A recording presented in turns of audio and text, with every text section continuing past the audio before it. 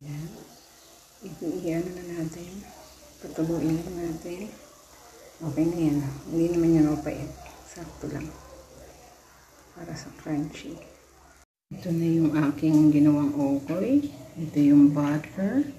Ito yung pinagsamang gulay. Yan. Ayos naman yan. Nakasalang. Bagong salang. Ibabaliktad na natin. Yan. Kailangan brown na brown para malutong na malutong.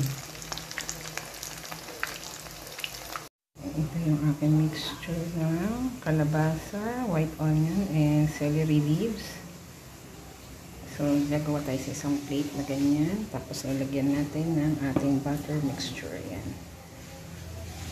Ganyan yan. Kailangan lahat mayroon. Ibigay natin sa mainit na mantika. Deep fry siya dapat. Yan, ganyan. Tapos, pag may mga crunchy na edges, pwede mo nang balik rin yan. Ganyan. Ganyan. Natin ulit kahit hindi pa crunchy yung kabilang side. Ito. Ayan. Malalaman mo kung crunchy na pag pinindot-pindot mo, tumutunog-tunog na. Ayan. Hindi na yung bumabaon yung ating tong. Ayan. Crunchy na siya. Ibig sabihin. Ayan. Iyan na natin. Patuluin lang natin. Okay na yan. Hindi naman yan mapait. Sakto lang. Para sa crunchy. Ayan. Ang apat. Final. Mas malaki ito kasi isang platong maliit. Hindi platito.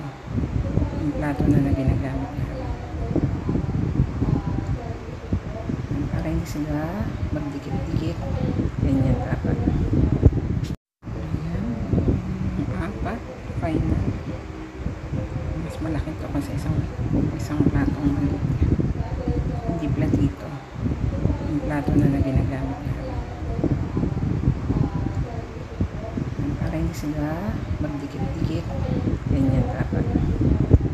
Para mapanatili natin yung crispiness niya. Dapat hiwalay-hiwalay sila. At hayaan lang lumamig. Nakaangat yan, nakatulog na rin yung oil niya.